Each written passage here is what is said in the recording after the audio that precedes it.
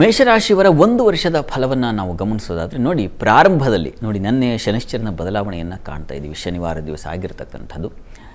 ಶನೈಶ್ಚರ ನಿಮ್ಮ ರಾಶಿಗೆ ಅಂದರೆ ನಿಮ್ಮ ರಾಶಿಯಿಂದ ವ್ಯಯಸ್ಥಾನಕ್ಕೆ ಬರ್ತಾ ಇದ್ದಾನೆ ಅಂದರೆ ಶುರುವಾಗ್ತಾ ಇದೆ ನಿಮಗೆ 7.5 ಸಂಕಟ ಅಂತ.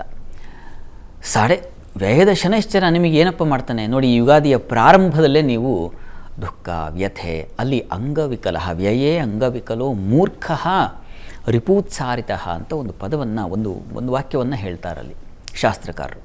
ಶನೈಶ್ಚರ ವ್ಯಯದಲ್ಲಿ ಸಂಚರಿಸುವಾಗ ಮೂರ್ಖತನ ಬರ್ತದೆ, ಅಪವ್ಯಯಗಳು ಉಂಟಾಗುತ್ತೆ, ಕಣ್ಣಿನ ಬಾಧೆಗಳು ಉಂಟಾಗುವ ಸಾಧ್ಯತೆ, ರೋಗ ಪೀಡಿತರಾಗ್ತಕ್ಕಂತಹ ಸಾಧ್ಯತೆಯನ್ನು ಸೂಚಿಸುತ್ತೆ, ಶತ್ರುಗಳಿಂದ ದೂರ ಆಗ್ತಕ್ಕಂಥದ್ದು ಒಂದಿದೆ. ಆದರೆ ಅದು ಭಯದ ವಾತಾವರಣ ಸೃಷ್ಟಿ ಮಾಡ್ತಕ್ಕಂತಹ ಸಾಧ್ಯತೆಯನ್ನು ಸೂಚಿಸುತ್ತೆ. ಆ ರೀತಿಯ ಒಂದು ಫಲವನ್ನು ಮೇಷರಾಶಿಯವರು ಅನುಭವಿಸ್ತಾರೆ ಪ್ರಾರಂಭದಲ್ಲಿ.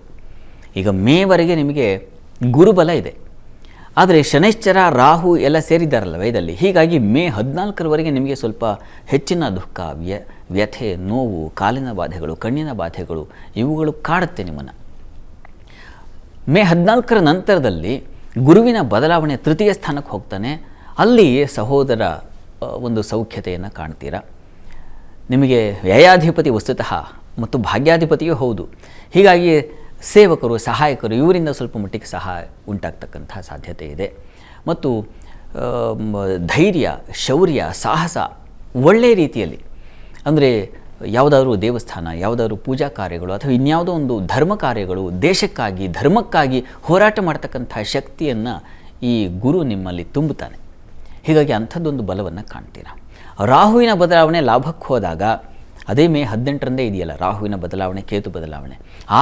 ಆಗ ನಿಮಗೆ ವ್ಯಾಪಾರದಲ್ಲಿ ಔನ್ನತ್ಯವನ್ನು, ವ್ಯಾಪಾರದಲ್ಲಿ ಹೆಚ್ಚಿನ ಲಾಭವನ್ನು, ವಿದೇಶ ಸಂಪರ್ಕಗಳು, ವಿದೇಶ ವಹಿವಾಟಿನ ಲಾಭ ಇವುಗಳನ್ನೆಲ್ಲ ಕಾಣ್ತೀರಾ. ಇಂಥದ್ದೊಂದು ಶುಭ ಫಲ ಕೂಡ ಇದೆ ನಿಮಗೆ.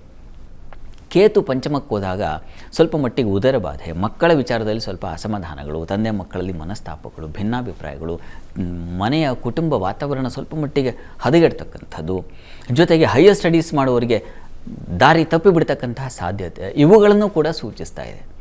ಹೀಗಾಗಿ ಮೇಷರಾಶಿಯವರಿಗೆ ಒಂದು ರೀತಿಯ ಈ ಯುಗಾದಿ ಹೆಚ್ಚಿನ ಬೇವನ್ನು ಹರಿವಾಣದಲ್ಲಿ ಇಟ್ಟುಕೊಡ್ತಾ ಇದೆ. ಆತಂಕಕ್ಕೊಳಗಾಗಬೇಕಾಗಿಲ್ಲ. ನೋಡಿ, ಇದೆಲ್ಲ ಈ ರಾಶಿ ಫಲ ಏನಿದೆ ಇದೊಂದು ಸ್ವಲ್ಪ ಭಾಗದಲ್ಲಿ ನಿಮಗೆ ಫಲ ಕೊಡ್ತಕ್ಕಂಥದ್ದು, ಒಂದು 40% ಅಂತ ಅಂದ್ಕೊಳ್ಳಿ ಪ್ರಾಮಾಣಿಕವಾಗಿ ಹೇಳಬೇಕು ಅಂತಂದರೆ. ಯಾಕಂದರೆ ದಶಾಭುಕ್ತಿ ಇದೆಯಲ್ಲ ಅದು ಬಹಳ ಮುಖ್ಯವಾಗಿರ್ತಕ್ಕಂಥದ್ದು. ಹೀಗಾಗಿ ಇದ್ರ ಕಡೆಗೆ ಹೆಚ್ಚು ಗಮನ ಕೊಟ್ಟು ಏನಪ್ಪ ನನ್ನ ರಾಶಿ ಈಗ ಶುರುವಾಗಿ ಹೋಯಿತು 7.5 ಇನ್ನು 7.5 ವರ್ಷಗಳ ಕಾಲ ನನ್ನ ಕಥೆ ಮುಗೀತು, ಈ ಭಾವನೆ ಬೇಡ. ಬರ್ತಕ್ಕಂಥ ನಾವು ಕಷ್ಟ ಅಂದಾಗ ನಾವು ಸವಾಲನ್ನು ಎದುರಿಸೋಕೆ ಸಿದ್ಧ ಇರಬೇಕು, ನಮ್ಮ ಮನಸ್ಸನ್ನು ಗಟ್ಟಿ ಮಾಡಿಕೊಳ್ಬೇಕು. ಅಂಥ ಹೃದಯ ಗುಂಡಿಗೆಯನ್ನು ಗಟ್ಟಿ ಮಾಡಲಿಕ್ಕೆ ಗುರು ತೃತೀಯಕ್ಕೆ ಹೋಗ್ತಾನೆ ಕರ್ಕಟಕ ರಾಶಿಗೆ, ಮಿಥುನ ರಾಶಿಗೆ.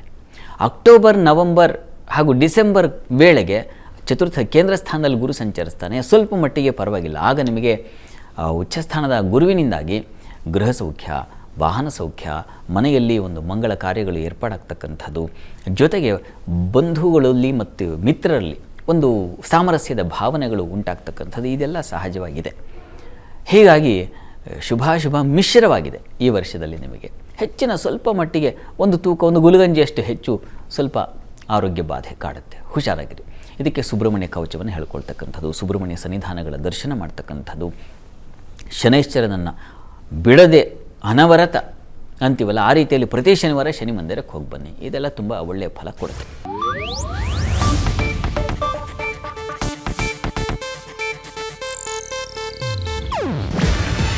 ಇದು ಏಷ್ಯಾನೆಟ್ ನ್ಯೂಸ್ ನೆಟ್ವರ್ಕ್ ಪ್ರಸ್ತುತಿ. ನೀವು ನೋಡ್ತಿದ್ದೀರಾ ಏಷ್ಯಾನೆಟ್ ಸುವರ್ಣ ನ್ಯೂಸ್.